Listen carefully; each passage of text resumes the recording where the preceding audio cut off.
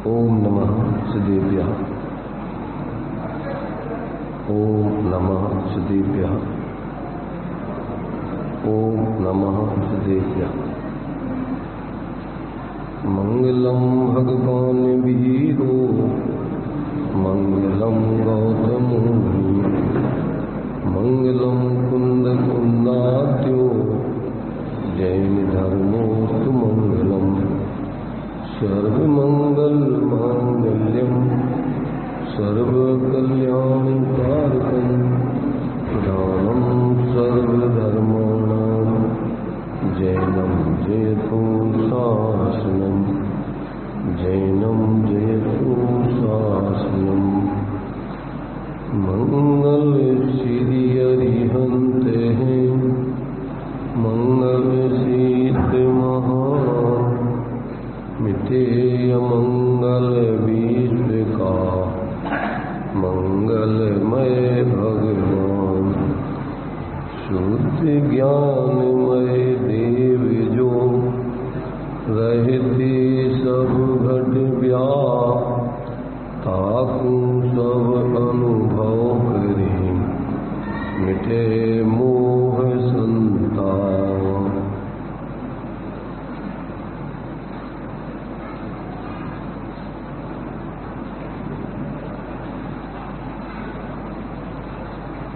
10 लक्षण महापर्व का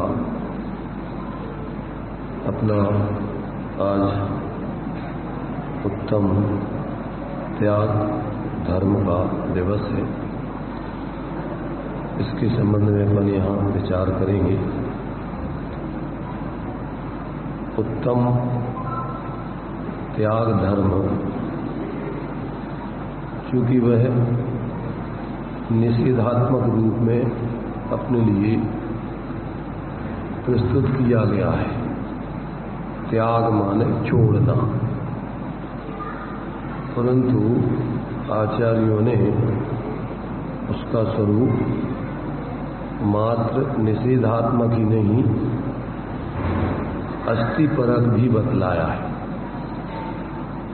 आचार्य जयसेन स्वामी ने प्रवचन सार जी की 239 गाथा की टीका में जो त्याग धर्म का स्वरूप बदलाया है तो उसमें उन्होंने दिया है निःशुद्धात्म तत्व को ग्रहण करके और अंतरंग बहिरंग परिग्रह आदि का त्याग करना, उसका नाम त्याग धर्म है। क्योंकि बिना ग्रहण के जो त्याग किया जाता है वो उत्तम त्याग नहीं हो सकता है। उत्तम त्याग में अपने लिए चूंकि ये धर्म के 10 लक्षण हैं और ये आत्मा के स्वाभाविक धर्म है, तो जब अंतरंग में अपने उस निःशुद्धात्म तत्व की दृष्टि ज्ञान बनाकर जो जीव उसका अवलंबन करता है तो फिर बाहर में उसकी क्रम से मिथ्यापूर्वक कसायों का अभाव होता है। क्योंकि अपन यहाँ भी आकिंचन धर्म के प्रकरण में पढ़ेंगे कि परिग्रह 24 भेद त्याग करें मुनिराज जी और तृष्णा भाव उछेद घटती जान घटाइए। तो जब ये 24 प्रकार का परिग्रह है तो 24 प्रकार के परिग्रह में 10 प्रकार का तो बाहर के संयोग रूप है। जो अपन तत्वार्थ सूत्र में पढ़ते हैं, क्या पढ़ते हैं? 10 प्रकार के परिग्रह के नाम आप लोगों ने सुने होंगे। क्या पढ़े? क्षेत्र वास्तु हिरण्य स्वर्ण धन धान दासी दास उप भाण, मैंने कुल मिलाकर के जो अपने जीवन उपयोगी जितनी चीजें हैं वे 10 प्रकार के बाह्य परिग्रह में आ जाती हैं। मैंने क्षेत्र माने बाहर के खेत वगैरह है, वास्तु रहने के लिए मकान वगैरह है, हिरण्य चांदी सोना, हिरण्य स्वर्ण धन धान। धन में उस समय जो है अपने गाय भैंस घोड़े हाथी ये धन में लेते थे। और धान्य में खाने पीने की चीजें, और दासी दास अपने लिए काम करने के लिए कर्मचारी जो है दोनों प्रकार की, स्त्री पुरुष आदि। तो दासी दास, कुक भांड, तो अपने लिए कपड़े बर्तन, ये सब अपने लिए बाहर में जो कुछ भी जीवन उपयोगी वस्तुएं हैं वो सब अपने लिए बाह्य परिग्रह में आ जाते हैं। रुपया कोई परिग्रह नहीं था। जीवन उपयोगी चीजें ये तो उन वस्तुओं को लेन देन का एक माध्यम है, इसलिए वो कोई अपने जीवन उपयोगी चीज नहीं है। रुपया को ना तो खाया जा सकता है, ना अपने जीवन के कोई काम में आता है। तो एक अपन ने उसको बीच में एक अपन ने व्यवस्था बनाई, इसलिए वो कोई परिग्रह नहीं है। इसलिए क्यों रुपया की अपन को कीमतें घटती बढ़ती, उसका कोई मूल्य भी स्थायी नहीं है। चीजें तो अपने लिए जो जितनी जरूरी है वो उतनी जरूरी रहेंगी, परंतु उनकी कीमतें बढ़ जाएंगी।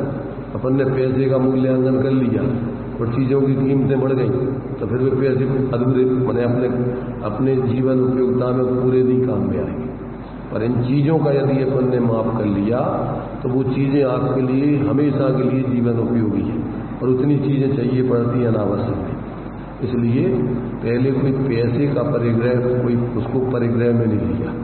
अब चूंकि वो एक इन बाह्य जीवन उपयोगी वस्तुओं को लेन देन करने का अपन ने एक माध्यम बनाया है, इसलिए अब उसको अपन ने सबसे बड़ा माने चीज अपन ने उसको मान लिया। पैसे को बहुत महत्व देते हैं, जबकि यदि पैसे आपके पास करोड़ों रुपया हो और खाने पीने की चीजें आपसे सब छीन ली जाए, क्या करोगे उन पैसों का? उन पैसों की क्या उपयोगिता है? कोई काम के नहीं। गधे कुत्ते बिल्ली चूहे कोई सूंघेंगे नहीं, अभी भी नहीं सूंघेंगे। तो ये सिर्फ मनुष्य के लिए ही उसकी सबसे बड़ी कीमत है, इसलिए आचार्यों ने उसको परिग्रह के रूप में नहीं लिया, चीजों को रखा है। आप अपनी चीजों की मर्यादा करो। इसलिए अब वर्तमान में भी अपन उन चीजों के आधार पर पैसों का भी माफ करते हैं। भैया इतनी चीजें उस समय जितने में आएंगी तो हमारा उतना रुपयों का परिग्रह अपन ने उस समय के हिसाब से इतने रुपये रखना है कि जिसमें हमारी जीवन उपयोगी चीजें इतने में अभी आ रही। अब आगे अगर बढ़ जाएंगी तो हमारा पैसों का भी कोई परिग्रह है। और अगर लोग पैसों का परिग्रह रख लेते हैं और बाद में फिर पहले वही 2 रुपये 1.5 रुपये किलो घी था और आज रुपयों की कीमत कर लो, अरे आज 2400 रुपये किलो भी है। हमारे बीना बारह वाला घी खरीदो अगर, जो तुम्हारे इनकी गायों का जो रखा हुआ है गिरगाया गया है, तो 2400 रुपये किलो मिलता है। तो मतलब ये है कि अपने लिए कौन सी चीजें किस समय किस कीमत की हो जाती हैं उसका कोई ज्यादा महत्व नहीं है। माने पैसों का, पैसे तो उनका मूल्यांकन घटता बढ़ता रहता है। तो पहले अपन ने जो चीजें सोना उस समय जो है 150-200 रुपये तोला एक किलो अपन ने क्या तोला देखा, और अब चल रहा है कितना 50,000 रुपये तोला। कितने गुना हो गया? अपने जीवन में 200 रुपये तोले का सोना देखा और अब 200 रुपये तोला, और अब हो गया 50,000। कितने गुना हो गया कीमत? तो पैसों का कोई मूल्य होता है स्थायी, पर चीजें तो तुम्हारे लिए जो जरूरी है उतनी की उतनी जरूरी है। खाने को जो चाहिए उतनी चाहिए, पहनने को चाहिए उतना चाहिए, और बर्तन भाड़े जो भी चाहिए उतनी चाहिए, मकान लेने को जितना है। इसलिए आचार्यों ने पैसों का परिग्रह के रूप में माप नहीं बताया, 10 प्रकार का परिग्रह लिया है उसे। तो वो अपने लिए उसके आधार से अपन को इस परिग्रह में चूंकि बाह्य जीवन उपयोगी वस्तुएं हैं व्यवहारिक दृष्टि से, तो वो व्यक्ति जब तक अभी ऐसी उत्कृष्ट धर्म की साधना नहीं करने में समर्थ है, तब तक वो बाहर से इन चीजों को बराबर जितनी जरूरत है उनको ग्रहण करके रखता है। इसलिए मुनिराज को तो बतलाया कि सभी प्रकार के परिग्रह को, इसकी चीटी बजट इसको स्लो करो, 24 प्रकार के संपूर्ण परिग्रह का त्याग करके अपने उस एकत्व भक्त आत्मा की उत्कृष्ट साधना आराधना करते हैं। इसलिए वो उत्तम त्याग धर्म की धारी होकर और जो उस धर्मों का सार है, आकिंचन्य ब्रह्मचर्य धर्म 10 सार है। तो जो क्या करता है, जो इस प्रकार से पूर्ण आकिंचन्य धर्म को धारण कर लेता है तो परम समाधि दशा विस्तार है। जो आकिंचन्य धर्म को पूर्ण रूपेण धारण कर लेता है उसके लिए क्या होता है, जयमाला में परम समाधि दशा और पूर्ण ब्रह्म स्वरूप अपनी आत्मा में लीनता की स्थिति उसकी बन जाती है। और उसके लिए अब बाहर में कोई विकल्प, कोई किसी प्रकार के बाहर का ग्रहण त्याग करने संबंधी स्थिति नहीं बनती। तो वो तो परम समाधि को प्राप्त करके पूर्ण स्वरूप अपने ब्रह्म स्वरूप आत्मा में लीन होकर और परम सुख का भोक्ता बन के अनंत सिद्ध दशा को पा लेता है। तो जब तक अपनी वो दशा नहीं है तो उस पहले तो लक्ष्य ये कि वास्तव में प्रत्येक जीव को परम सुख ऐसी अपनी पूर्ण स्वाश्रित उस मोह रहित स्वाश्रित दशा में ही मिलता है। बाहर में कहीं कोई सुख नहीं है। माने बाहर में कहीं पर किसी प्रकार का कोई सुख नहीं है। तो ऐसा जब तक व्यक्ति के लिए क्या है, ज्ञान नहीं होता है, निर्णय नहीं होता है तत्व का, तब तक वो क्या है, भ्रमित ही रहता है। वो बाहर से सुख की खोज करता रहता है, परंतु बाहर में सुख मिलता ही नहीं है। मोह से उसके लिए भ्रम से ऐसा लगता है। इसलिए अपन को सबसे प्रथम तो ताते जिनवर कथित तत्व अभ्यास करिए। पहले तो आपको जीव अजीब आश्रम बंध संवर निद्रा मोक्ष आदि जो आपको प्रयोजनभूत तत्व है, क्या है ये, इनके स्वरूप को समझे बिना कोई व्यक्ति सच्चे सुख के मार्ग पर नहीं चल सकता। तो पहले तो उसको ये प्रयोजनभूत जो 7 तत्व या 9 पदार्थ हैं उनमें से तुम जीव हो, शरीर आदि अजीब परद्रव्य नहीं हो। और ये जीव अपने मूल स्वरूप को भूल करके संयोगों में मूर्छित होकर के उनमें एकत्व मत आदि करके निरंतर मोह राग द्वेष के परिणाम करके और परिणति में निरंतर आकुलित होता रहता है, दुखी होता रहता है। और जब इसको अपने उस परद्रव्यों से भिन्न आत्मा की अपने रूप में रुचि प्रतीति हो जाती है, अनुभूति, और फिर उसमें जब एकाग्रता करता है तो वो तो आत्मा परम सुख स्वरूप है, पूर्ण निराकुलता रूप है। उसके लिए कोई अलौकिक आनंद आना चालू होता है तो बाहर में उसकी फिर रुचि हट ही जाती है। प्रवृत्ति भी वो जितनी हो सकती है वो अपने स्वरूप की करता है, नहीं अभी उतनी अपने स्वरूप स्थिरता की यदि सामर्थ्य उसकी बनी है तो वो बराबर उसका लक्ष्य रख करके जीता है।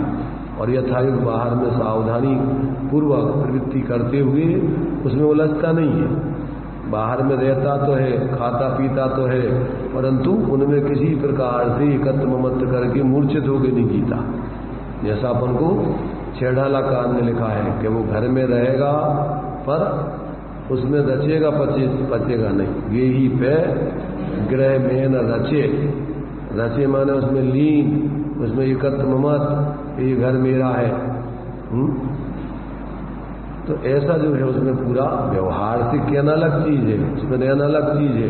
और परमार्थ से तो अपने अंदर के निज घर में ही उस चेतन अमूर्तिक अपने स्वरूप में ही अपना सब कुछ जानता मानता है, अनुभव करते हुए जीता है। इसलिए वो जब तक यहाँ रहता है अभी निचली भूमिका में, तब तक यथा योग वो निश्चय व्यवहार का सुमेल बनाकर जीता है और भावना उत्कृष्ट अपनी पूर्णता की रखता है कि वास्तव में अपन को करने लायक तो यही कार्य है।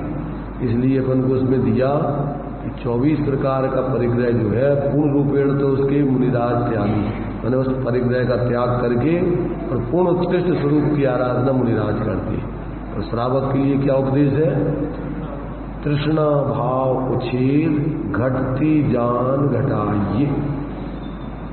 क्या करने चाहिए, तृष्णा, तृष्णा समझते हो ना, तृष्णा कैसे कहते हैं,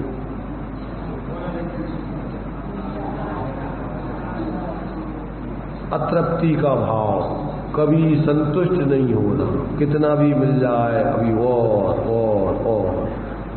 तो ये तो मिथ्या दृष्टि को होती है तृष्णा, सम्यक दृष्टि को तृष्णा नहीं होती। सम्यक दृष्टि को तो आसक्ति वसात बाई प्रवृत्ति होती है और बाहर के यथायोग भूम का अनुसार पाई चीजों का उपयोग करता है और उसमें भी मोह नहीं करता है, उसमें भी एकत्व बुद्धि नहीं करता है, अपने काम किया और आगे बढ़ा।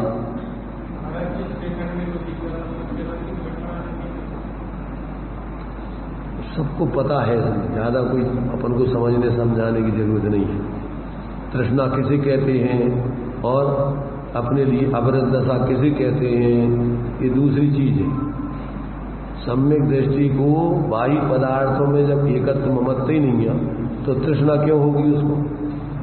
उसके लिए तो मजबूरी है, 6 खंड की व्यवस्था बनाना उसकी अब मजबूरी है। क्यों कि वो उसके गले पड़ गई। पूर्व में जो कर्म बन गया, चक्रवर्ती संबंधी जो पुण्य बंद हो गया, या जिसको अपन क्या कहें, कर्म बंद को पुण्य बंद क्या, लोक की दृष्टि से लौकिक व्यक्ति उसको पुण्य बंद कहते हैं और वे तो उसके लिए अपने गले की आफत समझते हैं। ज्ञानी सम्यक दृष्टि वो तो उनके गले में पड़ गई है। तो कहावत है, गले पड़ी बजाय सरी। क्या? जैसे मान लीजिए होली की हुड़दंग में कोई सज्जन पुरुष फंस गया, वो निकल रहा था और होली खेलने वाले युवक अपनी मस्ती में ढोलक बजाते हुए, नाच गान करते हुए, रंग डालते हुए रोड पे घूम रहे। वो वहां से जो निकल रहा था तो उसके गले में उनने अपनी ढोलक डाल दी और बजा। तब क्या करें, बजाए कि नहीं बजाए? अगर नहीं बजाता है तो वो निकलने नहीं देते हैं, मारते हैं, पीटते हैं, उसको परेशान करते हैं। और अगर उनके साथ में थोड़े समय में बजा देता है तो गले में से कहे, ला वापस कर जा, यहां से चला जा। अब वो क्या, उसकी क्या समझदारी है कि गली पड़ी बजाए सरी, बजाने में ही अपना काम बनेगा। अब उसको ननु नच करने से, आपस में अब मने मना करने से तो काम बनेगा नहीं, और उलझ जाएंगे। इसलिए जो निधत्ती निकातित जैसी कर्म बंद होती हैं, बिना भोगे उनसे निपटारा नहीं होता। चक्रवर्ती पद ऐसा ही पद है कि अगर चक्रवर्ती 6 खंड की विजय प्राप्त नहीं करे जब तक वो दीक्षा भी नहीं ले सकता है। उसका ऐसी नियोग है, पहले उसको 6 खंड की व्यवस्था बनाना होगी, 6 खंड को जीत करके उसको उस शासन को चलाना होगा और बाद में फिर भले ही वो उसका त्याग करके दीक्षा लेकर के अपने कल्याण के मार्ग में चल जाए। तो अब उनके गले में जो ये बच पड़ गई है चक्रवर्ती पद की जो ढोलक, अब उसको बजाए बिना तो वहां से निकल पाना नहीं। अब क्या करें? वो अपन देख रहे हैं कि अरे साहब चक्रवर्ती को क्या आनंद आता होगा, ऐसा वैभव, अब वो समझता है उसको। एक तुम्हारे से जो है ये भारत जी ने एक पुस्तक लिखी है, कौन सी, अभागा भरत, उसमें एक कहानी है। आप कुछ भी कहो, कई कहानियों का संकलन।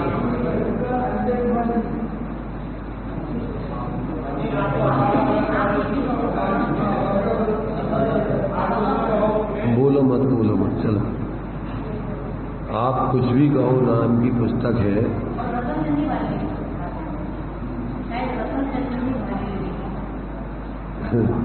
रतन चंद जी की नहीं है, वो करमचंद जी की है। आप कुछ भी कहो नहीं की है ना वो पुस्तक, 8 कहानियों का संकलन है शायद। उसमें जो है उसमें एक कहानी अभागा भरत, ये भी है।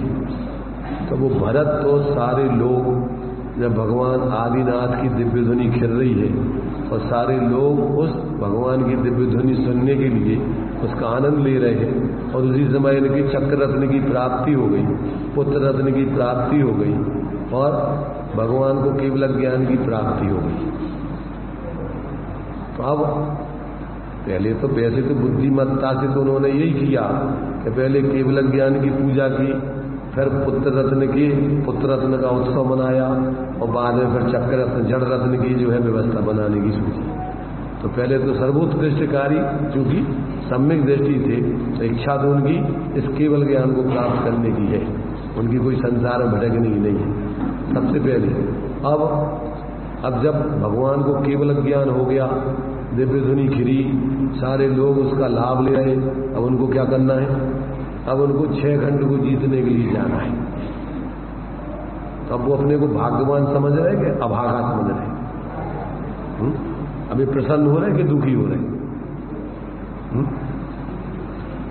इसलिए भाई अपन को मोही जीवों को दिखता है बाहर में सम्यक दृष्टि जीव भोगों में क्या आनंद ले रहे होंगे, परंतु वो जानते हैं भोगों को भोग रहे या भुगत रहे उनको।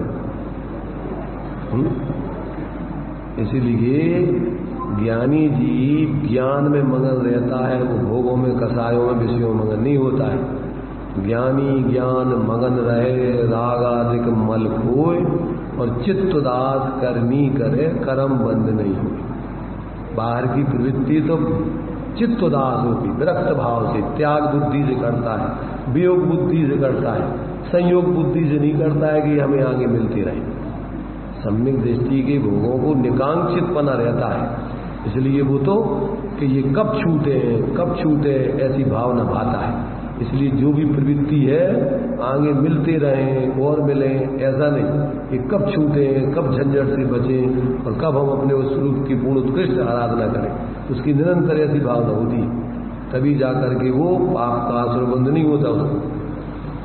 और जैसे ही मौका मिलता है और सब छोड़ करके वो अपने उस स्वरूप की आराधना में लग के परमानंद की आराधना। कितनी लगी भरत चक्रवर्ती को दीक्षा लेके केवल ज्ञान प्राप्त करने?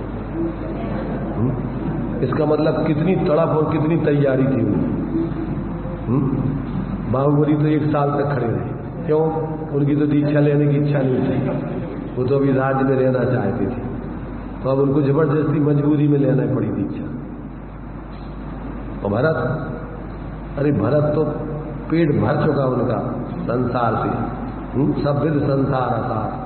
अब अंदर से बिल्कुल पूर्ण तैयार खड़े थे कि गाड़ी आवे, अंदर अपना अवसर मिले और कब छोड़े और कब अपने ध्यान में। तो उन्होंने तो कपड़े उतारे, परिग्रह छोड़ा और ध्यान में बैठे और अंतर्मुख। सबसे कम समय लगा, इतना समय तीर्थंकरों को भी नहीं लगा। सबसे कम तीर्थंकरों में मल्लीनाथ को लगा 6 दिन का समय लगा उनको। परंतु आदिनाथ भगवान तुम्हारे से भरत चक्रवर्ती ने तो दीक्षा ली और इधर केस लुंच करके फिर अंदर में उपयोग एकाग्र किया कि फिर बाहर आई नहीं। तो मतलब ये है कि अपन देखते हैं बाहर में जब सम्यक दृष्टि जीव पूर्व के साधक थे, वो कोई नए तो कोई सम्यक दृष्टि बने नहीं थे, छायक सम्यक दृष्टि सर्वार्थ सिद्धि से आए थे। तो पहले तो अखंड मुनिवृत्त की साधना की थी उन्होंने। तीनों आदिनाथ भगवान, बाहुबली और भरत चक्रवर्ती कहां से आए थे? सर्वार्थ सिद्धि। कौन जाता है सर्वार्थ सिद्धि? जो उत्कृष्ट मुनिव्रत निर्दोष पालन करते हुए और उत्कृष्ट आत्माराधना करते हैं, वे जीव ही सर्वार्थ सिद्धि जाते हैं, एक भवतारी होती। तो पहले उन्होंने उत्कृष्ट मुनिव्रत की आराधना करके उसका आनंद भोगा था, और अब ऐसा पुण्य बंद हो गया कि उनके लिए अभी अवरत दशा में रह करके सम्यक की और ये सब बाहर के सारे कार्य करना पड़े। तो ये क्या है वो ही समझ सकते हैं। लोक में क्या है कि इसको बोलते ना अपन के सांप के पैर सांप को ही दिखते हैं, दूसरे को नहीं दिखते। ऐसे ही जिसकी अंदर से जो परिस्थिति होती है, जो अपनी भावना या रुचि होती है, वो ही समझ सकता है। बाहर में कभी कभी क्या होता है कि कोई व्यक्ति अपनी जैसे तैसे बाहर की गृहस्थी की गाड़ी इधर उधर से सेटिंग करके चला रहा हो, लोग देखते रहे भैया तुम तो बड़ा मौज मस्ती आराम से जी रहे हो, आनंद भोग रहे। भैया तुम्हें हम क्या बताएं, हम कैसे आनंद भोग रहे, हम ही जानते हैं हमारी गाड़ी हम कैसे चला रहे। ऐसे ही जो है सम्यक दृष्टि जीव तो वास्तव में संसार में एक क्षण भी रहना नहीं चाहता, विकल्पों में एक क्षण भी रहना नहीं चाहता। अगर रहना चाहता हो तो वो सम्यक दृष्टि नहीं है। जिसको कसायों की, आश्रमों की रुचि हो, तो वो सम्यक दृष्टि होगा क्या?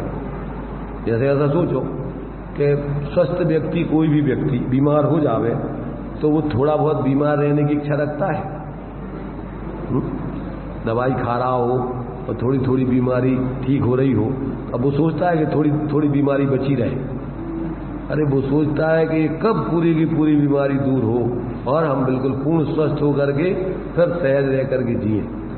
तो ऐसे ही सम्यक दृष्टियों के जीवन में भले ही बाहर में परिस्थिति जन उनकी बाह्य प्रवृत्ति दिखती हो, परंतु अंतरंग में उनका पूर्णता का लक्ष्य है, क्योंकि पूर्णता के लक्ष्य से शुरुआत करने पर ही उनको सम्यक्त होता है और वास्तव में उसकी साधना चल पाती है। और यदि पूर्णता का लक्ष्य नहीं हो तो वो साधना उनकी बनती नहीं। अपन देखो, अपन को शिखर जी जाना है, अब शिखर जी जाना है और अपन को जल्दी से जल्दी पहुंचना है, तो अब रास्ते में अपन कहाँ कहाँ कितना कितना रुकेंगे, कितना रुकेंगे? और कोई अपने लिए कोई भी कहे कि भैया थोड़े रुक जाओ मेहमानी करने के लिए, अभी थोड़ा और थोड़ी दिनों में चले जाना, तो अरे भैया हमारे लिए तो अब अगर हमारे लिए सीधी गाड़ी होती तो हम कहीं रुकते ही नहीं, परंतु ये तो मजबूरी है कि हमें अभी रुक रुक के जाना पड़ रहा है, हमारे पास वो साधन नहीं है। तो वो तो इंतजार, ध्यान वही रखता है कि कब हम जल्दी से यहाँ से निपट करके और अपने बढ़े, अपने मंजिल पे पहुंचे। उसको तो जल्दी से जल्दी शिखर जी की वंदना करने की रुचि होती है। तो ऐसे ही जो है जिसने अपने उस एकत्व भक्त आत्मा के पूर्ण अवलंबन से परम आनंद के स्वरूप को समझ लिया और जिसको निर्णय हो गया, तो अब तो उसके लिए एक ही लक्ष्य पक्ष रहता है कि वो दशा कब जल्दी से जल्दी आवे, और उसी के लिए निरंतर प्रयत्नशील है। जो कुछ भी कर रहा है उसके लिए कर रहा है। इसलिए बाहर में भले ही तुम्हें देखेगा ये तो बाजार में माल खरीदने चला गया, ये ले नहीं ये ले, अरे वो तो अपने उसी की तैयारी में कि अभी रास्ते में यहाँ है तो भैया अपन को अब भोजन पानी चाहिए, तो अब जो व्यवस्था है बना के जल्दी चले। तो इस प्रकार से ये अपने लिए वास्तव में तो ये त्याग धर्म जो है मात्र त्याग ही नहीं होता है, अंदर में ग्रहण पूर्वक त्याग होता है। तो जिसको अपने स्वरूप का लक्ष्य ज्ञान और अंदर में प्रवृत्ति आंशिक चालू होती है, उनके जीवन में ही वास्तव में ये बाहर का त्याग यथार्थ होता है, निकांक्षित भाव से होता है, निस्वार्थ भाव से होता है, और उनको आगे ग्रहण करने की कोई रुचि नहीं। उसमें वियोग बुद्धि होती है, उसमें संयोग नहीं कि हमें और इसके बदले कुछ मिल जाए। तो इस प्रकार से सम्यक दृष्टियों के ही वास्तव में उत्तम त्याग धर्म घटित होता है। मिथ्या दृष्टियों की तो वास्तव में उत्तम त्याग होते ही नहीं है। जो भी त्याग होता है तो उनका क्या बताया आचार्यों ने, मिथ्या दृष्टि का धम्मम भोग निमित्तम। जो भी धर्म करते हैं वो काय के उद्देश्य से, निदान बंद आदि पूर्वक ही वो बाहर में धर्म आदि करते हैं, त्याग आदि करते हैं। इसलिए उनको तो पापानुबंधी पुण्य होता है। ये अपन ने द्रव्य संग्रह में पढ़ा था कि कौन जीव किसका करता है। सम्यक दृष्टि जीव तो काय के करता है, संबंध निद्रा और मोक्ष तत्व के करता है, और कमजोरी दशा में, मजबूरी दशा में, पापों से बचने आदि के लिए, और साथ ही साथ पुण्य बंध के भी, तीर्थंकर आदि प्रकृति रूप पुण्य बंध के भी कर्ता होते हैं निचली भूमिका में। और मिथ्या दृष्टि जीव तो आश्रव बंध और पाप पदार्थ ही करता होता है, और कदाचित पुण्य करता है तो भोगाकांक्षा आदि निदान बंध पूर्वक वो पापानुबंधी पुण्य को करता है। उसके तो ऐसा साथ ही साथ पुण्य निरपेक्ष पुण्य का बंध होते ही नहीं है। तो ये सारी बातें जब अपन समझ लेते हैं तो अपने जीवन में फिर वास्तविक त्याग धर्म माने स्वरूप को ग्रहण करके और बाहर में जो कुछ भी अपने, माने पहले तो अपना कुछ नहीं है, ये तो ज्ञान श्रद्धान में आ गया। अब चारित्र में यथा योग कीजिए शक्ति प्रमाण, अपनी सामर्थ्य प्रमाण उसका बिना कोई स्वार्थ के, बिना कोई अपेक्षा के उसका त्याग करते हुए, और अंतरंग में जो है अपने स्वरूप की स्थिरता बढ़ाते हुए, तत्संबंधी आसक्ति को तोड़ते हुए, और वो चलता है। इसलिए उसके ही वास्तव में उत्तम त्याग धर्म है, जो कि अंदर में जो है अलौकिक आत्मिक शांति उसके जीवन में प्रकट होती जाती है। अकेला बाहर का त्याग ही नहीं है, कसाय आदि का त्याग अष्टिपूर्वक उसकी नाशती है। जैसे अपन लोक में अंधकार को दूर करना है तो अकेले अंधकार को दूर करने की कोई व्यवस्था नहीं है। क्या व्यवस्था है उसकी? पूर्ण अंधकार दूर करना है तो पूर्ण प्रकाश जलाओ तो ही अंधकार दूर होगा। ऐसे ही आपको पूर्ण विकारी परिणामों का अभाव करना है तो पूर्ण स्वभाव रूप प्रवृत्ति होगी तो उसकी अस्थि रूप में, तभी नास्ति रूप में और विकारी परिणामों का अभाव होगा। क्यों? कि वो परिणाम तो वही है जो बाहर में प्रवृत्ति कर रहे हैं, वही परिणाम जब स्वरूप प्रवृत्ति करेंगे तो बाहर की प्रवृत्ति से निर्वृत्ति होती जाएगी। मिथ्यात्व है तो मिथ्यात्व किसे कहना? कि अपनी आत्मा को अपनी आत्मा रूप अनुभव नहीं करके शरीर आदि को अपने रूप में अनुभव करना, मानना। तो अब मिथ्यात्व का त्याग कैसे करोगे? डंडे लेकर के भगाओगे? क्या क्या करोगे? किसी पहलवान को बुला के भगवाओगे? कैसा भगेगा मिथ्यात्व? अरे उसका उपाय पर द्रव्यों से भिन्न। अभी जो अपना जो नहीं है मिथ्यात्व माने झूठी मान्यता, तो अब उसके लिए सच्ची मान्यता पूर्वक ही उसका अभाव होगा। क्योंकि उसका प्रतिपक्षी आने पर ही उसका माने जो परिणति चल रही है, क्योंकि श्रद्धा गुण तो वो ही है, तो जब वो इधर झुकेगा तो उधर से हट जाएगा। तो इसलिए ये अष्टिपूर्वक ही नास्ति धर्म होता है। तो जब अपना अधर्म मैंने मिथ्यात राग द्वेष आदि का त्याग, तो अंदर में अपने स्वरूप श्रद्धान ज्ञान और स्वरूप के स्थान उच्चारित, तो वो जो है इस प्रकार से त्याग और ग्रहण एक साथ ही चलते हैं, समय भेद नहीं है। समझ रहे ना? इधर ये उंगली का जितना सीधापन होती जाएगी उतना टेढ़ापन दूर होता जाएगा, जितनी जितनी सीधी होती जाएगी उतना उतना टेढ़ापन दूर होता जाएगा। तो जितना जितना अपना धर्म में प्रवृत्ति होती जाएगी उतनी उतनी अधर्म से निर्वृत्ति होती जाएगी। ऐसा समय भेद नहीं है उसका, एक ही समय में ये सारी स्थितियां, जहां इधर प्रवृत्ति उधर निर्वृत्ति, और इधर प्रवृत्ति तो उधर से निर्वृत्ति। अगर अधर्म को ग्रहण करोगे तो धर्म रूप प्रवृत्ति नहीं हो सकती। क्यों? कि दो ही काम नहीं हुए सयाने।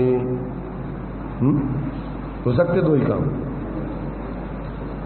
इसलिए मोक्ष मार्ग और संसार मार्ग, विषयों की, संसार की भोगों की रुचि और आत्मा की रुचि, ये दोनों चीजें एक साथ नहीं चल सकती। स्वभाव की रुचि एक साथ नहीं हो सकती। इसलिए जब आपको अंदर में अपने स्वरूप की रुचि होगी, ज्ञान होगा, स्थिरता होगी, तो बाहर से रुचि आपकी बिल्कुल खत्म, अंदर से ही अपने स्वरूप का अपने रूप ज्ञान और अपने में ही स्वरूप की जितनी जितनी प्रवृत्ति उतनी उतनी निर्वृत्ति, उतना उतना आपके उत्तम त्याग धर्म प्रकट होता जाएगा।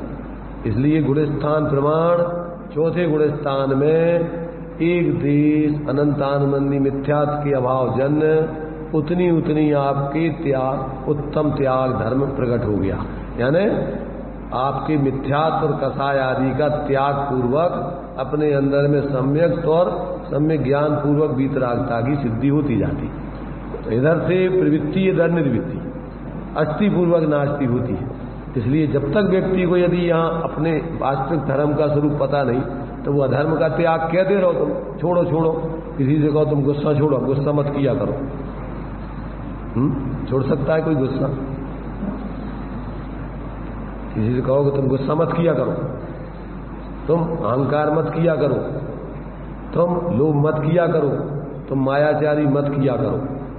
और कोई बिना अपने घर में प्रवेश किए हुए स्वरूप को ग्रहण किए हुए और कि भैया हम तो मायाचारी नहीं करते, ये भी एक मायाचारी है। क्या अभी उसके अंदर ऋजु धर्म तो प्रकट हुआ नहीं, हो कहता हम मायाचारी नहीं करते, तो ये भी मायाचारी है कि सही बोल रहे हम? अरे भाई, जब तूने जैसे अपन ये देखते ना कि सांप होता है तो बाहर में वो एड़े टेढ़े ही चलता है, जब उसको अपने बिल में प्रवेश करना होता है तो फिर सीधा होकर ही प्रवेश कर सकता है। ऐसे ही संसार में तुम रहो और कहो हम मायाचारी नहीं करते, ये असंभव है। संसार में प्रवृत्ति करने वाला बिना मायाचारी की जी नहीं सकता है। इसलिए जब उसके जितनी जितनी स्वरूप प्रवृत्ति होती जाएगी उतनी उतनी सारी कसायों का, सारे अधर्मों का अभाव होता जाएगा। इसलिए कहने की जरूरत नहीं है। उपदेश में तो कहा जाता है अधर्म छोड़ो, ये सब छोड़ो। अकेले ऐसे छोड़ने कहने से नहीं छूटता है। बच्चों के लिए भी तुम ये मत करो, ये मत करो, उनके लिए अच्छे काम में लगा दो तो उस काम वो अपने आप काम छूट जाए। और तुम कहते रहो बिल्कुल नहीं, उनको तो चाहिए कोई काम। ऐसे ही अपन को अपने उपयोग को तो कोई ना कोई आश्रय चाहिए। तो जब तक आप उसको स्वरूप का अवलंबन नहीं दिलाओगे तब तक अपना उपयोग बाहर में अवलंबन लिए बगैर हो ही नहीं सकता है। कितना भी आप कहते रहो कि भैया अब हम तो बहुत परेशान हैं, बहुत दुखी हैं, अब हम क्या करें, कैसे, तो कितना ही बोलते रहो, रोते रहो, गाते रहो, कुछ भी करते रहो, उससे कुछ नहीं होता। इसलिए ये अपने लिए जो धर्म है, ये सारे धर्म वास्तव में अपने स्वरूप के अवलंबन पूर्वक प्रकट होते हैं। और सारे अधर्मों का अभाव भी उसी के साथ साथ उतना ही उतना होता जाता है। जितने जितने तुम अंदर में स्वरूप प्रवृत्ति करके धर्मात्मा बनते जाओगे उतने उतने तुम्हारी सारी कसायों का, सारे अधर्मों का अभाव होकर के उतने अंशों में तुम धर्मात्मा बनते जाओ। ज्ञान श्रद्धान में पूरा लक्ष्य रहेगा। सम्यक दृष्टि यानी उसकी अपने पूर्ण 7 तत्वों में मोक्ष तत्व का पूरा विवेक उसको श्रद्धान हो गया कि हमारा गंतव्य ये है, इस दशा को ही हमें पाना है, कहीं रुकना नहीं है। तब जाकर के वो बराबर उसी की निरंतर आराधना करेंगे। और जब तक वो पूर्ण अपनी उस प्रयोजन की सिद्धि नहीं हो जाएगी कहीं पर भी रुकेगा नहीं, ढीला नहीं पड़ेगा, अटकेगा नहीं, भटकेगा नहीं। तो ये अपने लिए इस उत्तम त्याग धर्म के अंतर्गत अपने लिए आचार्यों ने अनेक अनेक दृष्टिकोणों से इसका खुलासा किया है। परंतु व्यक्ति को जब तक यथार्थ वास्तव में इसका स्वरूप समझ में नहीं आ जाता है तब तक वो अब बाहर में कुछ भी करता रहे। इन धर्मों को अपन मनाने के लिए देखो सबका प्रयोजन तो वास्तव में सुखी होने का है। और अपन जो भी धर्म के नाम पर सुखी होने के लिए कोई बताता है तो अपन उसको करते हैं। पर जब तक तुम वास्तव में उसका सही स्वरूप समझ करके जीवन में उसका प्रयोग नहीं करोगे तो इस प्रकार से करते करते अपन को अनंत काल हो गया। परंतु बिना अपने स्वरूप के अनुभव के, उसकी प्रवृत्ति के कहने से आत्म ज्ञान में ना सुख लेस प्राप्त नहीं हुआ। इसलिए अपन को इन सब बातों को समझ करके और सच्चे अर्थों में ये तो खुद विचार करोगे तब ये काम बनेगा। दूसरे कितना ही समझाते रहे, अपन को अनेकों बार समूषण में भगवान ने भी समझाया होगा। गए होंगे कई बार समूषण में, नहीं गए होंगे। जब अनंत पंच परावर्तन में जब अपन अनंत बार मुनि बन गए होंगे तो अपन ने उपदेश तो सुना ही होगा ना भगवान का, नहीं सुना होगा। टोडरमल जी ने मोक्ष मार्ग प्रकाशक में लिखा है कि समूषण में सारे मुनि सम्यक दृष्टि नहीं होते, द्रवलिंगी भी होते। लिखा कि नहीं लिखा? तो वहाँ समूषण में भी गए होंगे, उपदेश भी सुना होगा, परंतु समझा नहीं है आज तक। उसके आधार पर अपन ने जीवन में उतारा नहीं है। इसलिए क्या हुआ कि अपन चतुर्गति के ही पात्र बने रहे। तो अब अपन को जो है ये बात अगर वास्तव में अपन को ये लग रहा या लगे कि अब वास्तव में हमारे लिए, तो अपन को इसलिए सबसे पहले तो मैं भूल जाते हैं। अपन सबसे बड़ी चीज तो ये पुरानी चीजें सब भूल जाती और फिर अपन नए तरीके से सोचते जैसे अपन नया कर रहे हैं। इसलिए दौलत राम जी ने सबसे पहले तुम्हें अपनी पुरानी याद दिलाई कि तुम आज की नहीं हो, अनादि नाथ हो तुम, और तुम अनादि काल से क्या कर रहे हो। तुम्हारा पुराना चिट्ठा ये पहले तुम्हारे ये होते थे ना, आते थे तुम्हारे, वो क्या बोलते उनको, तो तुम्हारे पटवा होते, क्या होते, कई कई भवों की पीढ़ियों की तुम्हारी कहानी तुम्हें सुनाते। हाँ, तो ये अपने जो है ये जितने भी ज्ञानी विद्वान हुए हैं वे सब अपने पटवा है। ये सब तुम्हारे लिए अपनी पुराना इतिहास खोल खोल के बताते हैं। देखो तुम्हारी पहले का दशा रही, कैसी कैसी स्थिति में तुम गुजरे हो। तो इस प्रकार से ये अपने लिए जब ये समझ में आ जाए कि वास्तव में ये अपनी दशा रही है, अपन कोई नए नहीं है, आज तक अपन यही सब करते रहे हैं, नया काम तो अपन ने ये जो करने लायक है अपने स्वरूप की आराधना ये नहीं किया, और जब तक अपने प्राणपण से धगस ये जीवन का संसार में कोई भरोसा नहीं, अपन रात दिन देख रहे सारे लोग लंबी चौड़ी योजनाएं बनाते रहते और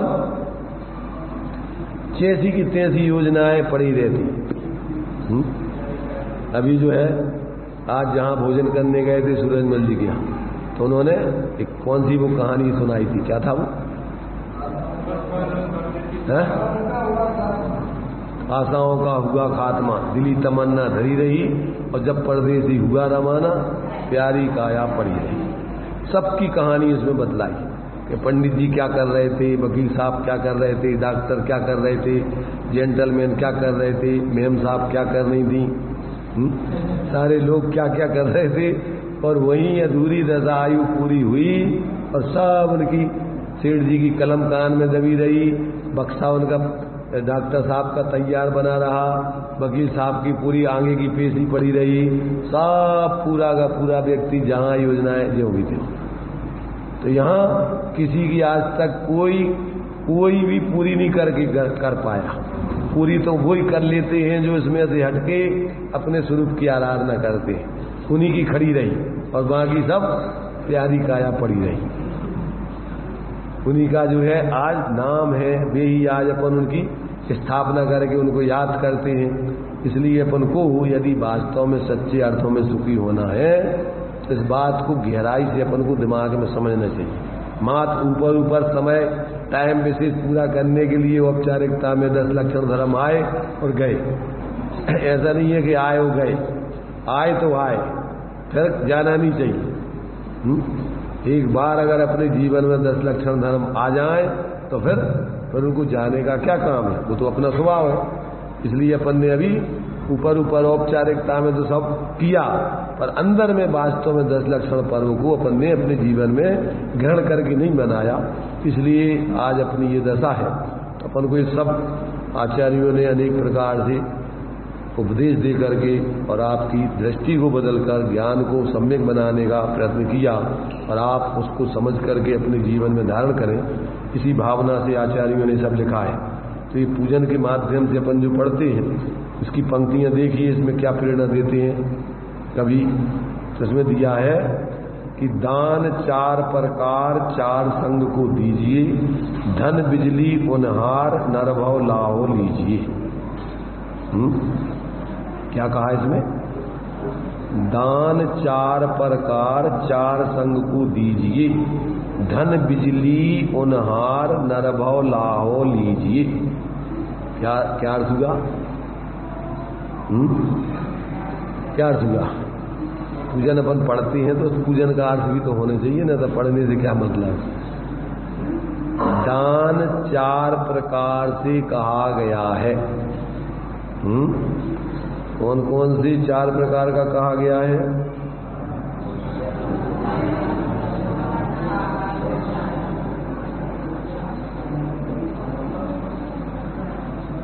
चार संग को दीजिए। 4 संग क्या है और 4 प्रकार का दान जो है कौन सा है, तो इसके आगे नाम भी बतलाए।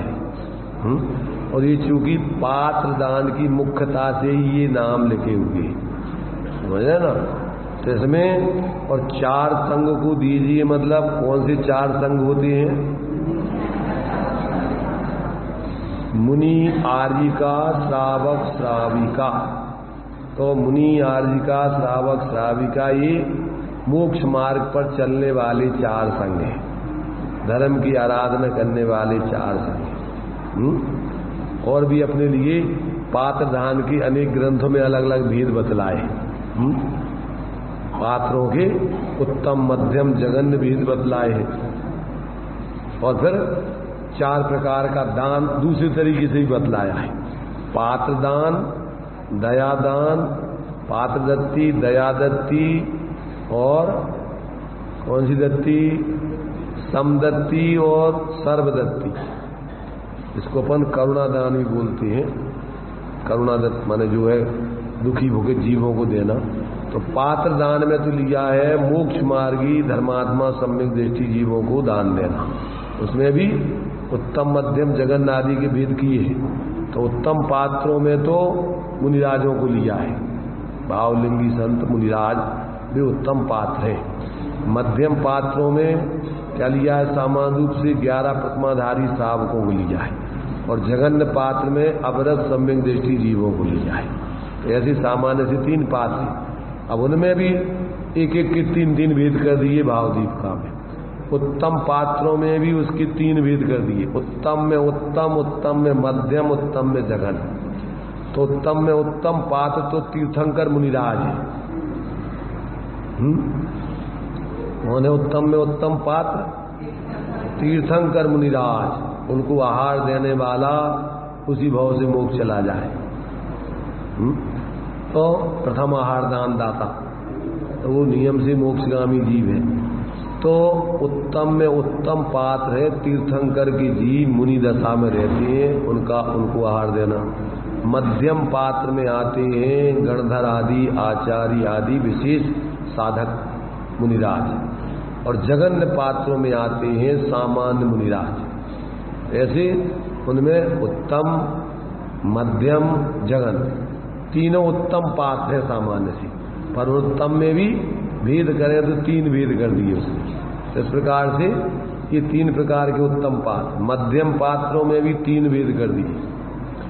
पहली प्रतिमा से लेकर 6ठी प्रतिमा तक की धारियों को कायम ले लिया मध्यम में जघन्य पात्र, और 7वीं से लेकर और 9वीं प्रतिमा तक की धारियों को कायम ले लिया मध्यम पात्र, मध्यम में मध्यम, और मध्यम में उत्तम पात्र 10वीं 11वीं प्रतिमाधारी श्रावक। इस प्रकार से उनमें भी मध्यम में उत्तम, मध्यम जघन्य, और जघन्य में भी 3 प्रकार के पात्र ले लिए। एक तो सम्यक दृष्टि वैरागी, विशेष निर्वृत्ति पूर्वक, अविरत सम्यक दृष्टि विशेष निर्वृत्ति पूर्वक रहने वाली, अभी व्रतादि नहीं लिए फिर भी वैरागवादी, और विशेष निर्वृत्ति पूर्वक रहने वाले।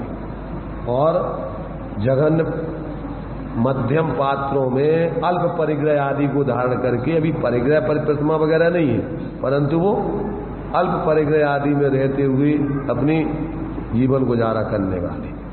और जघन्य पात्रों में बहुआरंभ परिग्रहधारी सम्यक दृष्टि।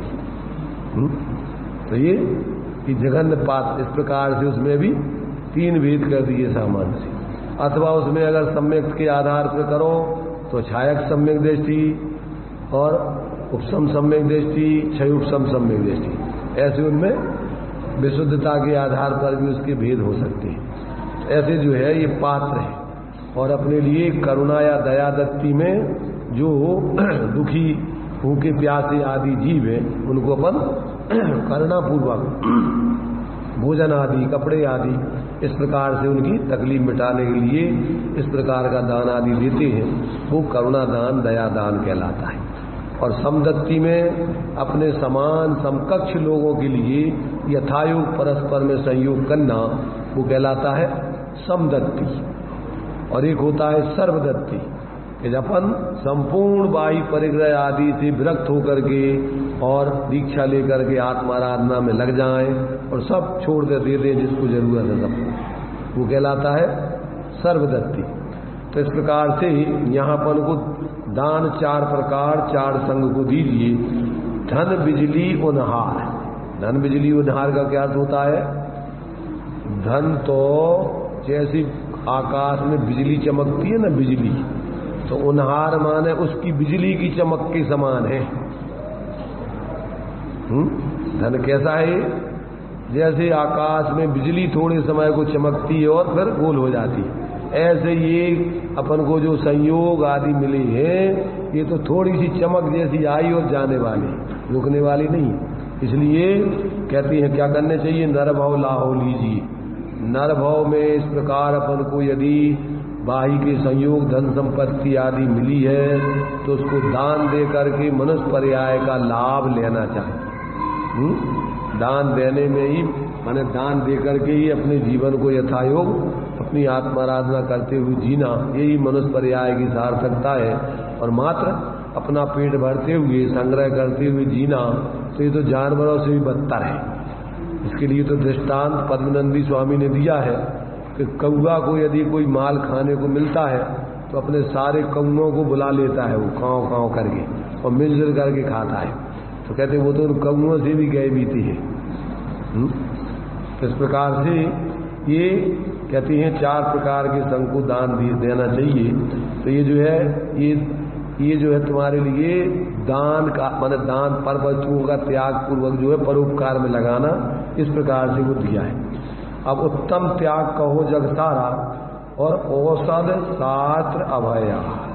अब जे अपन को आत्मार्थी जीवों के लिए औषधि का दान, शास्त्र का दान, अभय का दान और आहार दान, उनके लिए एक तो आत्माराधना के लिए शरीर चलाने के लिए भोजन चाहिए और रहने के लिए उनको आत्माराधना के लिए योग वसति का आदि चाहिए स्थान, और तुम्हारे लिए पढ़ने के लिए शास्त्र चाहिए अभी जब तक पूर्ण स्वरूप स्थिरता नहीं है, और इसके बाद शरीर अस्वस्थ हो जाए तो योग शुद्ध औषधि चाहिए। तो इस प्रकार उनकी आत्माराधना में इस प्रकार का संयोग करना ये श्रेष्ठ दान है। अब निश्चय से क्या करना है? और निश्चय राग द्वेष निर्वाह है, अंदर से अपनी कसायों का त्याग करके भीतरागता की आत्माराधना करें। तो ये निश्चय से ये तुम्हारा वास्तव में सच्चा त्याग है। वो तो दान है, पुण्य बंध का कारण है, और ये त्याग है, ये तुम्हारे लिए सुख का कारण है, आत्म शांति का कारण है। अब ज्ञाता जो होता है निचली भूमिका में दोनों प्रकार का यथायोग जितना हो सकता है अपने स्वरूप की आराधना करके राग द्वेष का त्याग करता है, और अभी जब तक अभी पूर्ण वितराग नहीं हुआ तब तक साधर्मी साधकों को 4 प्रकार के संग आदि को बाहर में अपना तन मन धन वचन ज्ञान सब कसाय सब उसमें लगा करके उसका सदुपयोग करता है। तो इस प्रकार ज्ञाता दोनों दान समारे, दोनों समारे कूप जल सम दरब घर में परिनया।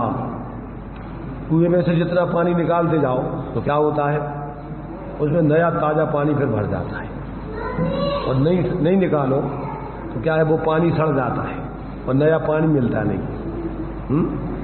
अगर आप कुएं में से देखा तुमने कभी कुएं की एक सीमा रहती है, आप निकालते जाइए उतना उस सीमा तक उसका ताजा पानी भरता जाएगा, और यदि आप नहीं निकालोगे तो जितना पानी है वो भी सड़ जाएगा और नया पानी तो आएगा। ऐसे ही अपना जो है पुराना पुण्य के उदय से मिला है, और नया उसमें अगर परोपकार आदि करके उस पुण्य में नहीं लगाओगे, धर्म आराधना में नहीं लगाओगे तो वो तो सड़ गया, खत्म हो जाएगा, और नया अब मिलेगा नहीं, बनेगा नहीं, सो आगे फिर क्या करोगे? फिर आपको ऐसी परिस्थिति में जाना पड़ेगा कि आपको अभावग्रस्त जीवन जीना पड़ेगा।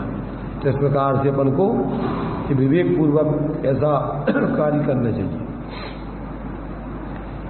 निज हाथ दीजिए साथ लीजिए, खाया खोया बह गया। जो दे दिया सो साथ चला गया, और जो खा लिया सो खाया खोया बह गया। खा पी करके मलमूत करके निकाल के बिहा दिया उसको, और पुण्य छीन कर दिया। तो तुम्हारा जो कुछ पुण्य का उदय था भोग करके तुमने उसको नाश कर दिया, इसलिए उसको खो दिया तुमने जो पुण्य आया था खा करके। धन साधु शास्त्र अभय देवैया, राग त्याग विरोध को, बिन दान श्रावक साधु दोनों, लहे नाही बोध को। धन्य है वे साधु जो अभय दान और साथ दान दूसरों को देते हैं, ज्ञान दान। क्योंकि उनके पास ना तो औषधि है ना भोजन है। अब उनके पास जो है वही तो निचली भूमिका में वो भी दूसरों को उपदेश आदि शास्त्र आदि लिख करके आचार्य कुंद आदि देव ये अपन को क्या दे गए? शास्त्र लिख करके ज्ञान दान दे गए। इसलिए उन्होंने ज्ञान दान और ज्ञान दान के संग अभय दान भी दे दिया कि तुम अनादि अनंत जीव तत्व मरोगी नहीं, घबराना नहीं, निर्भय रहना। तो कौन सा दान देगा संगे? वस्तु स्वरूप समझा करके तो निर्भय कर गए, अभय दान दे गए। तो श्रावक तो उनके लिए बाहर से बसति आदि बना करके सिर्फ बाह्य व्यवस्था बनाता है, और उन्होंने तुम्हारे लिए अंदर से ज्ञान दान देकर, शास्त्र दान देकर और अंदर से निर्भय बना करके तुम्हें शाश्वत अभय दान दे दिया। और दूसरी तरीके से क्या है, उनके निमित्त से किसी जीव को कोई तकलीफ नहीं होती है। एक इंद्रिय आदि जीवों को भी उनकी तरफ से अभय दान है, हमसे निर्भय रहो, हमारे द्वारा तुम्हें कोई तकलीफ नहीं होगी। और बाह्य परिग्रह वगैरह भी वो कुछ भी नहीं रखते, इसलिए अपनी तरफ से उनने सब लोगों के लिए दे दिया। इसलिए वो सब अपनी तरफ से बाहर से भी अभय कर देते हैं कि हम कोई परिग्रह आदि, जैसे आपस में भाई है तो डर लगा रहता भाई भाई को, जी भैया हमारा परिग्रह क्या करेगा, बंटवाएगा। पर उनसे अब किसी को कोई डर नहीं कि जी कुछ हमसे लेंगे देंगे। इस प्रकार से सब प्रकार से वो दूसरों को अभय कर देते निर्भय अपनी तरफ से। तो इन्होंने धन्य वो साधु क्या करते हैं कि वो जीवों के लिए ज्ञान दान, शास्त्र दान देते हैं और अभय दान देते हैं, किसी जीव को उनकी तरफ से कोई तकलीफ नहीं होती। इस प्रकार से और अंदर में क्या करते निश्चय से त्याग राग विरोध को, अंदर में वो जो है राग द्वेष आदि विकारी भावों का त्याग करके वितराग विज्ञानता की सिद्धि करते हैं। तो इस प्रकार से दोनों प्रकार का दान उनकी निचली भूमिका में चलता है। और श्रावक की अपन को यहाँ बता ही दिया कि श्रावक भी अपनी शक्ति प्रमाण क्या करे, तृष्णा भाव छेद घटती जान और बाहर में परिग्रह आदि का त्याग करे और दूसरों के लिए परोपकार आदि में औषधि शास्त्र है अपने पास जो है इसमें लगा करके दूसरों को परोपकार आदि में लगाए। इसलिए बिना दान के न तो श्रावक और न साधु दोनों बोध को प्राप्त नहीं होते हैं। उनके लिए वास्तव में क्या है, आत्मकल्याण का मार्ग प्राप्त नहीं हो सकता है जब तक ये दोनों प्रकार से अंदर में क्या है विषय का राग द्वेष आदि अंतरंग परिग्रह का त्याग करें और बहिरंग में जो है यथायोग उसका सदुपयोग करें। माने त्याग तो कसायों का करते हुए जाएं और परिग्रह आदि का सदुपयोग करके दान आदि में लगाते हुए चलें तो क्या होगा, उससे आसक्ति छोड़ते जाएंगे तो वो भी क्या है दान पूर्वक त्याग होता जाएगा। और अंतरंग में मूल में तो जितनी जितनी स्वास्थ्य रहती कसायों का भाव होगा मिथ्यात आदि का वो सच्चा त्याग है, उससे परम शांति मिलेगी। और ये दान आदि करती हुई जाएंगे मंद कसाय पूर्वक, जब तक संसार में रहेंगे तब तक उनके लिए इस प्रकार के भावों से अनुकूलताएं रहेंगी, आत्माराधना के अनुकूल सब वातावरण मिलता रहेगा। इस प्रकार से अपने लिए ऐसा उत्तम निश्चय व्यवहार का सुमेल बनाकर और अपने अंदर में स्वास्थ्य से विकारी परिणाम अंतरंग की परिग्रह मोह राग द्वेष आदि का यथाशक्ति त्याग करते चले और बाहर में परिग्रह आदि से मोह छोड़कर उसको परोपकार आदि में लगा के और स्वपरहित करें। तो इस प्रकार ऐसा जो उत्तम त्याग धर्म है वो सम्यक दृष्टियों के जीवन में होता है। ऐसा उत्तम त्याग धर्म जब तक अपन को पूर्ण रूपेण मोह राग द्वेष का त्याग करके 24 प्रकार के परिग्रह का त्याग करके और पूर्ण ऐसा अपने लिए अपने उत्तम त्याग पूर्वक उत्तम स्वरूप की लीनता वाला अतीन्द्रिय आनंद का वो धर्म प्राप्त नहीं हो जाए तब तक अपन यथायोग इस प्रकार से उसकी सुमेल बना करके चलें। ऐसा अपने लिए आचार्यों का ज्ञानियों का संदेश है। ऐसे उत्तम त्याग धर्म को सम्यक विवेक पूर्वक अपने जीवन में अपनाएं, ऐसी मंगल भावना आचार्यों ने अपन को उपदेश के माध्यम से दी है। ऐसा ही उत्तम त्याग धर्म हमारे जीवन में भी प्रकट हो, जिनके जीवन में प्रकट हो है तो वो उस उत्तम त्याग धर्म की पूर्णता की भावनाएं भाएं और ऐसा अपना वो उत्तम त्याग धर्म मैं अपना जीवन पूर्ण रूपेण बने, ऐसी भावना पूर्वक उस उत्तम त्याग धर्म को 3 बार स्मरण करके नमन करेंगे, भावनाएं भाएंगे और अभी अपन यहाँ की अपनी बात को यहीं विराम देंगे। सभी लोग उत्तम त्याग धर्म के लिए नमस्कार करेंगे, हम बोलेंगे, आप लोग उसको दोहराएंगे। ओम ह्रीम उत्तम त्याग धर्मंगाय नमः।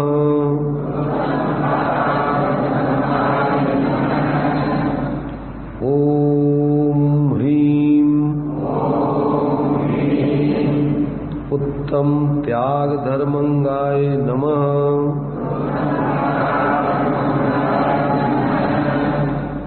ओम ह्रीं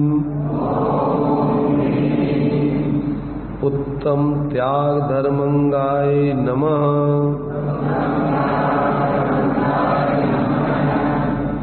पंच परमेष्टि भगवान की उत्तम त्याग धर्म की।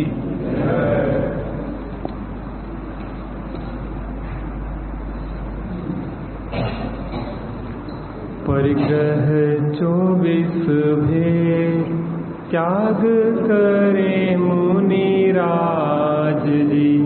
तृष्णा भाव उच्छेद घटती ध्यान घटाइए। वह प्रसंग याद आता है, जम्बू कुमार को बैराग हुआ। पिता ने विवाह तय कर दिया था। पिता के आग्रह पर विवाह किया, लेकिन अंदर से तो स्वशुद्धात्मा का ग्रहण हो गया था। स्वशुद्धात्मा का ग्रहण जिसे हो जाता है, फिर उसे जो बाह्य परिग्रह खटकता है। त्याग ग्रहण पूर्वक होता है, जैसे अभी कहा है त्याग सामने कि बिना ग्रहण के त्याग कैसे हो। और त्याग कर भी दें तो अंदर में लालसा बनी रहती है। जब शुद्धात्मा का ग्रहण हुआ तो कौन रोक पाए। और जम्बू कुमार अंदर से तो त्याग कर चुके थे कि परमाणु मात्र भी मेरा नहीं है, और अंदर के वैराग्य से चार सुंदर रानियां भी उन्हें नहीं रोक पाई। और प्रातः काल होते ही निर्व्यंत दीक्षा धारण करके और दिगंबर दीक्षा अंगीकार, सकल परिग्रह का त्याग करके अंतरंग और बहिरंग परिग्रह का त्याग कर मुनि अंगीकार की। ऐसे उत्तम त्याग धर्म के धारी तो वास्तव में मुनिराज हैं, लेकिन वास्तव में श्रावक भी अपनी भूमिका अनुसार जितनी कसाय का भाव होता है उतना उसके धर्म प्रकट होता है। बाहर में 4 प्रकार के दान की चर्चा है जो ज्ञानी श्रावक आदि होते हैं। वह औषध, शास्त्र, अभय और आहार आदि दान, और मुनिराज भी सभी दान आदि अपनी भूमिका अनुसार देते हैं। तो व्यवहारिक दान आदि की बात है। और आज उत्तम त्याग धर्म का दिवस है, तो कुछ ना कुछ त्याग करके जाएं। क्योंकि स्वशुद्धात्मा को ग्रहण करना है तो उसको भी त्याग पूर्वक ही ग्रहण होता है और ग्रहण पूर्वक ही त्याग होता है। देखिए, अनंत संसार का कारण है हमारा गृहीत मिथ्यात्व। कुगुरु कुदेव कुधर्म से कोई कार्य सिद्धि तो नहीं होती, अपितु संसार का रोग ही बढ़ता है, संसार ही बढ़ता है। तो कम से कम मन में इतना संकल्प लेके तो जाएं कि हम मर जाएंगे, लेकिन कुगुरु कुदेव कुधर्म का सेवन हम नहीं करेंगे। क्योंकि अगर हमें संसार से पार होना है तो पहला गृहीत मिथ्यात्व के सेवन का त्याग करें। और यथा योग आपको जो नियम लेना हो, कम से कम एक संकल्प तो और आप अपने जीवन में लें, जिससे कि हमारे लिए जीवन में उत्थान हो। इसी मंगल भावना से।